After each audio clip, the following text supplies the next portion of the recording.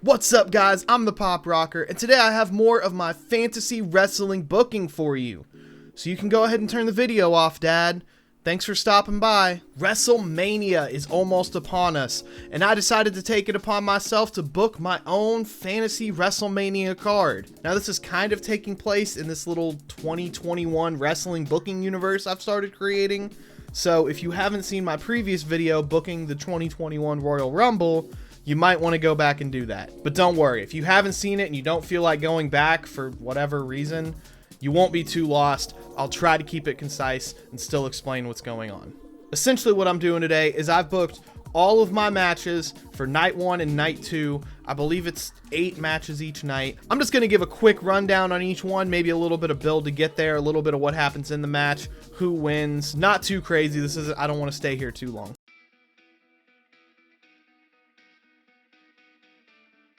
Night 1's going to start off with the Women's Battle Royal match. Yes, Battle Royals are back because in my fantasy world, COVID-19 never happened. Now this one's pretty straightforward. The only notable things, Shayna Baszler eliminates Nia Jax first, getting rid of their tag team because it sucks and I hate it. Bayley puts up a big fight. They're the two kind of final ones, the only ones that really do anything. Shayna Baszler dominates and wins. That's it. Now starting off the main card, Roman Reigns against a mystery opponent who I'll tell you about in another video. All you need to know is that Roman Reigns wins here. Simple as that. Next up is Styles versus Omos. Now, in this match, Styles does everything he can. He puts up a fight, but every time it looks like he's going to get any offense in, Omos stops him. Smacks him out of the air, slams him down, slams him, I should say. You know, the usual big man stuff. Destroys him, dominates him, he wins. He leaves because he doesn't care. Styles is out there gravely injured, and a masked man comes out and places a box on top of him in the middle of the ring. Gets up confused, opens it, there's a switchblade inside. Now, I've mentioned this in the Royal Rumble booking, the switchblade thing. These have been showing up periodically on Raw and SmackDown. The Raw after Mania, when Styles comes out to question this, Jay White will make his appearance finally, and he'll team up with Styles. He kind of is starting on a journey of restoring the prestige of the Bullet Club without actually saying the words Bullet Club. It's going to be a whole thing, and they're going to work together. Basically, Jay White is going to, I guess, train Styles, even though Styles doesn't really need training, but he's gonna like be his coach to get him back into the title picture. And then way down the line, when Styles gets the title, Jay White will turn on him and they'll fight over it. Next is the Raw Tag Team Championship match between the Hurt Business and Miz and Morrison, because that's a matchup we haven't really seen. Miz and Morrison win because let them kind of be a tag team. That's really it. I had to put every title on the card, and there's not really much going on with the Raw Tag Team division, so this happens. Next is the U.S. title match. This one's a fun one. Okay, so the U.S. title match is I gotta stop doing that. A 6-man ladder match between Riddle, the current champion, Jeff Hardy, Ricochet, Ali, Xavier Woods, and Damian Priest. Now, when everyone comes out, they all do their thing. Ali comes out last with Retribution, because they're still a thing. For me, they just got to get good and do cool things, such as when the match starts, every member of Retribution takes someone out, and Ali gets a ladder and climbs up and wins. The match takes as long as I just took to explain it. Because if you have a stable of 5 masked vigilantes or whatever with you, why wouldn't you do stuff like that? Next, we are getting into the main matches of night 1. We have John Cena versus Dominic Mysterio. Now, this one I kind of built a little bit in the Royal Rumble match. I'll go back and explain some of that. So John Cena's back from the Firefly Funhouse purgatory that he was left in last year. That never really gets explained. It will later. That'll happen down the road. For now, he came back at the Rumble. Dominic Mysterio is a cocky kid and immediately knocked him out, and it started a whole thing with Cena. He started questioning himself. Should I even be in the WWE anymore if I can't even make it? I have to prove myself. Something dumb with Cena that he's always doing. So him and Dominic kind of start a feud. It's based mostly on Dominic Mysterio needing to learn respect if he's gonna like be in the business. Like Rey Mysterio has started transitioning out. He's not really wrestling anymore. He's more getting his kid in. And Dominic's like showing up on the scene like he can beat everyone because he's Rey Mysterio's son. And John Cena has to like teach him hustle, loyalty, and respect so that he can like be an honorable wrestler, I guess, because he's a super face and that's what all the faces care about. I don't know. Anyway, throughout that, there's like some hints at darkness in Cena. At one point, he'll say a line, something like, I didn't fight my way out of hell just to get disrespected by a 19-year-old. We're going to hint at whatever happened in the Firefly Funhouse for the past year, but that's not the focus here, and we'll get to it later. Long-term storytelling. So they have their match. It's exactly what you would expect, a normal wrestling match, focused on Dominic being disrespectful, but John Cena teaching him that, like, just because I'm older, I can still put up a fight. I can still beat you. He does lose. Dominic wins, but barely. And at the end of it, he picks John Cena up, shakes his hand, and then Rey Mysterio takes off his mask and gives it to his son. Rey is officially retired. Dominic is taking over. Whether or not he uses the mask, I don't know, because it's kind of... If he does, I think it'd be like a Spider-Verse thing where like he takes it and like cuts it up and spray paints it and makes his own mask, you know? It's just kind of weird to keep using the same mask. Anyway, that's not the point. Dominic learns to be respectful. Next up is the Mortician versus Daniel Bryan. Now I'm going to be honest up front with you guys. I'm not super happy about this one.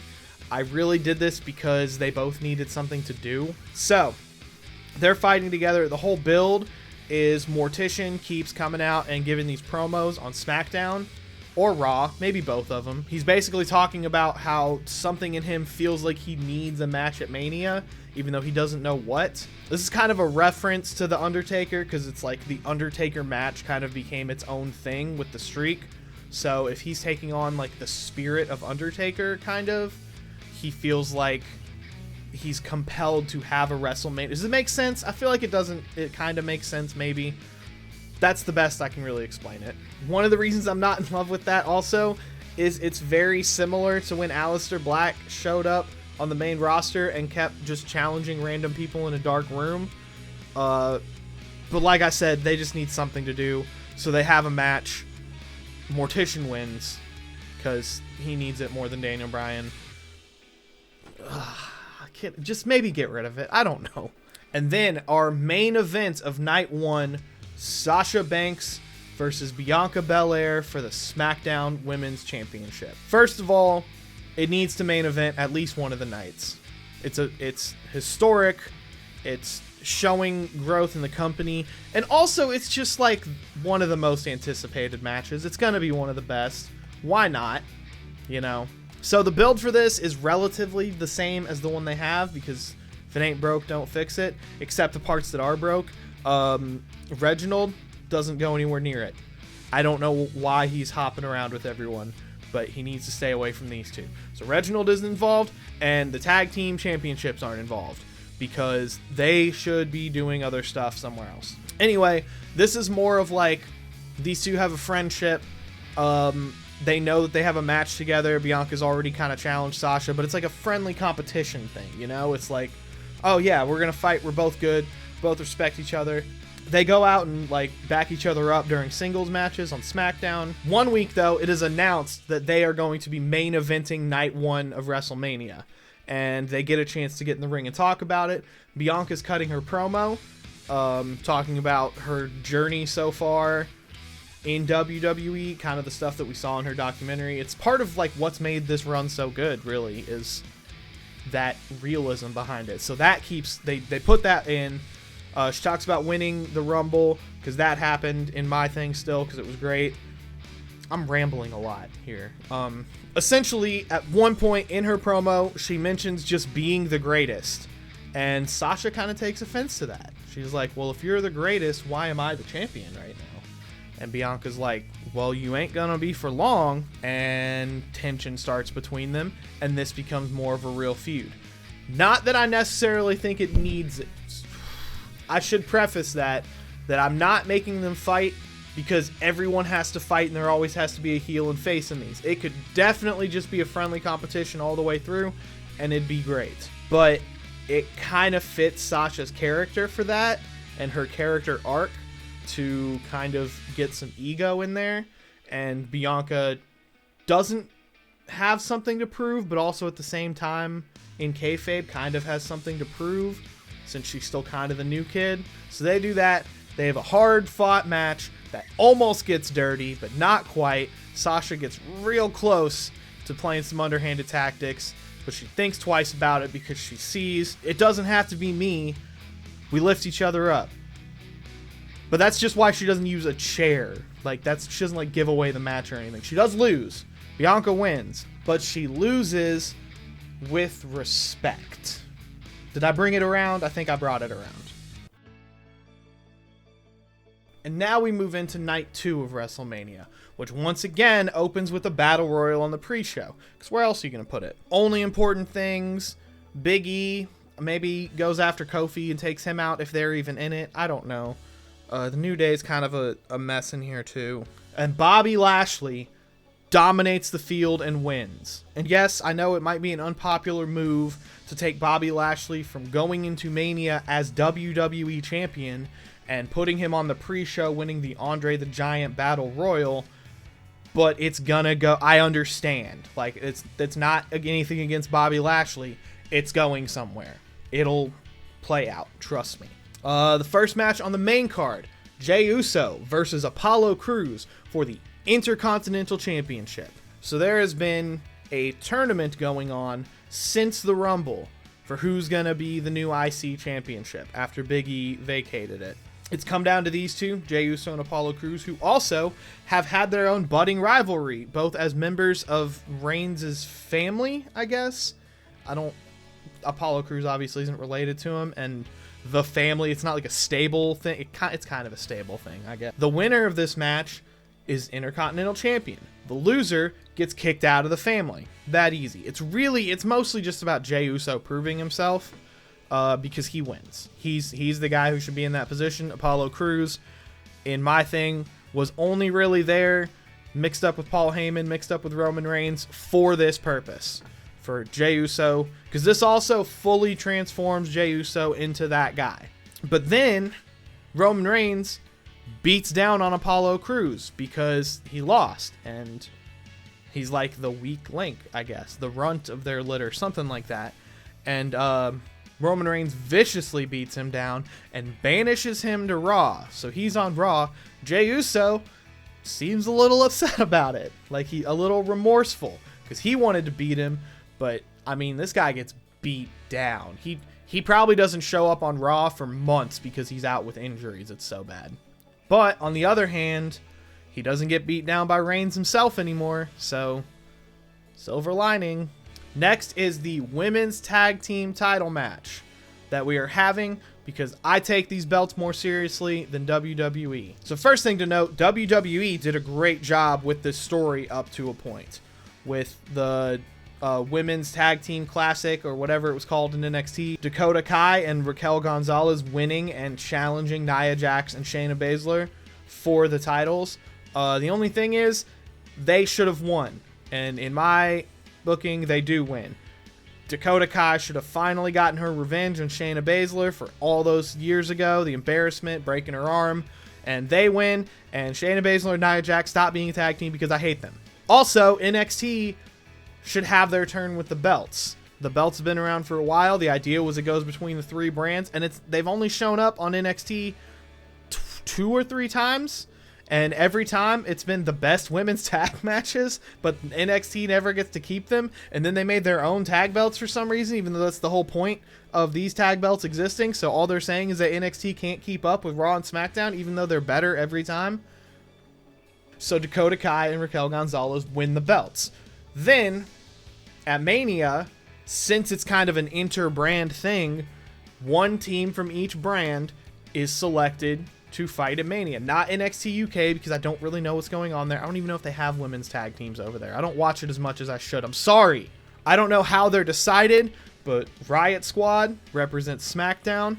Kai and Gonzalez, who have the belts, represent NXT, and the Iconics, who have reunited because it was a mistake to break them up, represent Raw. Billy Kay's back over there at some point. It's a great match, way better than any match we're probably going to get if we get anything at Mania. Riot Squad pin the Iconics to win the belts. They finally get their moment, but Dakota Kai and Raquel Gonzalez, who only had them for a few weeks, don't look bad, and then they start feuding. Next up, Seth Rollins versus Edge. This is another one that's really just there because I had to give them something to do, but they've got some history between them, don't they? So this new Seth Rollins maybe character that we're getting that's like half Messiah but without like the religious part, I guess. It's fine. That Drip Rollins. Let's call him Drip Rollins because that's what's happening now. So Seth Rollins calls out Edge based on like him being a part-timer kind of, and like, oh, you think that you can just show up after 10 years and try to take all the spotlight from us? We've been doing this forever and you sat on your butt. And Edge is like, yeah, my neck was broken. It's fixed now. What do you want me to do about it? And Edge wins because he's still a full-timer, and he proves that. He's not really a full-timer right now. Edge. He proves he's a full-timer and can still hang with the younger guys, even though he's only wrestled like 3 matches, and he's definitely still kind of a part-timer. So that whole I'm a wrestle a full-time schedule thing was kind of BS, but whatever, Edge. Next up, the SmackDown Tag Team Championship match between the Street Profits, who either never lost the belts or won them back from Bobby Roode and Ziggler. Do they have a team? I think they have a team name now. Who cares? It's them against Kevin Owens and Sami Zayn in their unlikely tag team. It's an interesting match because the Street Profits are obviously great. They put on a great performance. Kevin Owens and Sami Zayn have never in this whole build ever really been able to get on the same page. They're both just separately so good that they win. Mostly just based on, you know, their characters right now. Kevin Owens is the good guy who like kind of regrets all his evil doings in the past. I guess I could say that because he's always been kind of like a cartoonishly maniacal villain. He kind of deep down wants to make amends for that. And Sami Zayn is the cowardly, vicious heel who thinks there's a conspiracy against him because that's funny, so I'm keeping that. And also is like smarter than everyone. So like they don't mesh at all, but they keep winning. They win here as well. And in their celebration at WrestleMania winning the tag belts, Sami Zayn almost has like a flicker of the person he used to be when he's sitting there holding hands with his best friend and holding a belt in the other hand. He almost seems kind of like happy and normal, but then that kind of breaks when he realizes what's going on. Hints at breaking him of his delusions in the future, which is where that's going to go. They'll have the belts for a little while. They'll feud over them at not over the belts, but they'll feud at some point when they break and Kevin Owens is trying to help Sami Zayn. Kind of what I think is going to happen now, but closer to SummerSlam. And then they're going to end up with the feel-good Sami Zayn face turn, probably. Oh, the next match on the card, Bray Wyatt versus Randy Orton in a Firefly Funhouse match. Not The Fiend, Bray Wyatt. Now, if you didn't watch the Rumble video that I put up, Bray Wyatt is back, but he is no longer The Fiend. Alexa Bliss is The Fiend now. So, Bray Wyatt and Randy Orton, I don't know how they end up having a feud. They fight over stuff. I think probably Alexa as The Fiend forces them together because, like, The Fiend still wants Randy Orton to lose, but she can't fight him because of intergender stuff, even though they just did it at Fastlane. But you know, you get it. So Bray Wyatt has been like tormented by The Fiend this whole time. He's still like the Funhouse guy, Funhouse Bray, and The Fiend keeps showing up and messing with him because The Fiend knows what's up. He doesn't know what's up. He has no memory of being The Fiend or any of that. So it's been like torture for him that this nightmare creature keeps coming after him and like trying to like be his friend and make him do her bidding and stuff. They end up in a Firefly Funhouse match that probably is orchestrated by The Fiend that neither of them want to be in. Instead of like John Cena's thing where he just like, poof, I'm here. They both get in the ring and they both get sucked into the ring through like a big hole, it opens up, and then they're in the funhouse. And Alexa Fiend is there and is like, come on in, guys. Let's do this. Part of it is a rundown of Randy Orton's career, much in the same way that John Cena's was. Part of it is a rundown of Bray Wyatt's career, just as like normal Bray, and why he always like feels the need to hide in this darkness in him rather than just like having the confidence to be a wrestler. And part of it is like their history together, because they've got a fair amount of history together with all of they were in a tag team. Orton joined the Wyatt, all that stuff. The House of Horrors match, all of it gets addressed, and it leads to Bray Wyatt accepting who he is and letting the Fiend in. The Fiend is back in Bray Wyatt. He's back to normal, but since he's more confident now, there's more power there. And Funhouse Bray is like kind of he levels up basically. And Randy Orton gets trapped down there forever. Until... Now, this happens after Mania. It's like an after credits kind of scene, because after credit scenes are dope.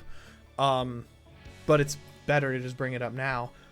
Randy Orton wakes up in the darkness that is the purgatory of the Firefly Funhouse match.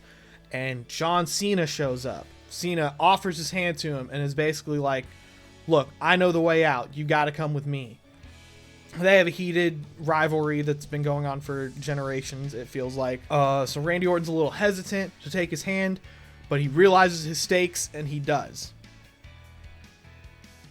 I don't know where that goes. Next, to kind of bring us back to wrestling reality from that, before we get to the main event, the Raw Women's Championship match between Asuka and Rhea Ripley. Now, I know Charlotte's supposed to have this match. I don't want that. Get her out of here. There's like some stuff going on with Andrade, like getting released or something. Maybe have her go away because of that. I don't know. Put Rhea Ripley in instead.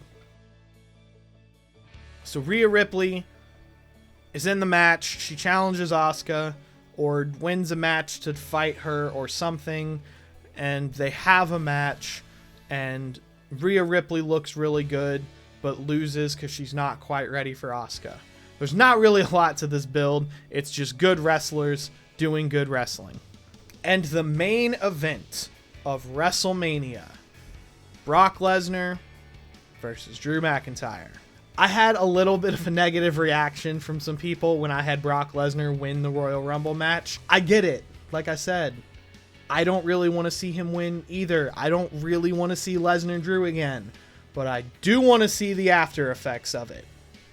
So they have a match. The build is based kind of on Drew being more confident this time. He's like, look, I proved myself to you. I have nothing more to prove to you. I beat you for this belt. I'm gonna beat you again. And Lesnar is on more of like a monster rampage. He like 2014 Lesnar is back, basically. The Lesnar that beat the streak is back.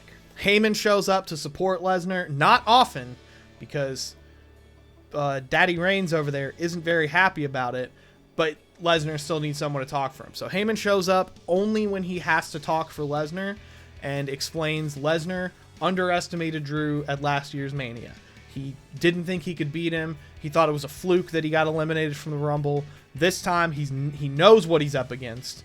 He knows who Drew is, and he's prepared to beat him. And he does. Brock Lesnar beats Drew McIntyre for the WWE Championship. It does, I should note, like, become more than just a Brock Lesnar match. You know, it goes for, I don't know, 10 minutes. Can he go for 10 minutes now? Like, 10 minutes. Their normal, just brute offense doesn't work. They've got to use a little bit of mind tricks and stuff. But Brock Lesnar wins. And as he celebrates and walks up the ramp, Roman Reigns comes out. Lesnar's kind of trying to laugh it off. He's like, oh, champion versus champion. Reigns is like, nah, give me your belt.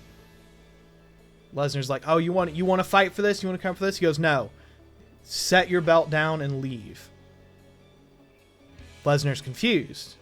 You know, he's like, huh, I don't, what, you think I'm just going to hand you my belt and leave the company? Yeah. Yes. Give me the belt. Lesnar tries to laugh it off more. Heyman's up there at this point. Heyman's trying to get between them, kind of like, hey, boys, let's settle this. Reigns pushes him out of the way, like, hard. He's like, you're not part of this. Lesnar, give me the belt and leave. Lesnar tries to laugh it off one more time and walk around him. Reigns gets in his way. He's like, I'm not leaving until you hand me this championship and leave. Lesnar does it. Lesnar bows to the bigger man, the bigger dog, the tribal chief, not willingly. You know, it's kind of one of those, like, it's fine, I didn't want to be here anyway situations. But he's embarrassed by Reigns. He hands him the belt and leaves. And then, the night after Mania on Raw, Drew McIntyre opens the show, points out all of that was garbage. The whole thing was BS. He's upset. If Lesnar's going to show up and leave, he should never be able to fight for a championship again. He's complaining. It eventually boils down to, I want my belt back. What do I have to do, Adam Pearce or whoever, to get my belt back tonight? If he's not going to hold it, I might as well. Sheamus comes out because they didn't have their whole feud that they just had. That was saved for now. Sheamus is like, hey buddy, heard there's a vacant WWE championship that you're trying to get. What if I want it? They fight for a little bit more. They talk about it. They argue. Then Bobby Lashley comes out, sets his big old trophy down in between them, just stares them both down. The two, Drew and Sheamus, they start bickering. Bobby's not talking. He's just sitting there with his trophy, kind of in between them, looking like he's getting ready to fight. And then Roman Reigns comes out in the middle of the three of them, lays the belt on the ramp, and walks away. And later that night, we get a triple threat match for the vacant championship, and Bobby Lashley wins. And then he gets to start his reign without the looming threat of Drew winning at WrestleMania over him. Isn't it great? Bobby gets to start his championship reign later. He gets to win in a more dominant fashion than beating shriveling little Miz. Roman Reigns gets to look cool. The Lesnar thing is dealt with, even though we will get to that eventually as well. And overall, just a lot of cool Mania stuff happens. And everyone goes home happy, except for all the people who won't be happy about everything that I said. So that's going to do it for my video, guys. What did you like? What did you hate? Let me know down in the comments below. Or, as always, you can find me at any of my socials, linked down in the description. Be sure to like, share, subscribe, whatever. Make sure to tell your friends if you like what you saw. I've been the PopRocker, and I'll see you guys in the next video.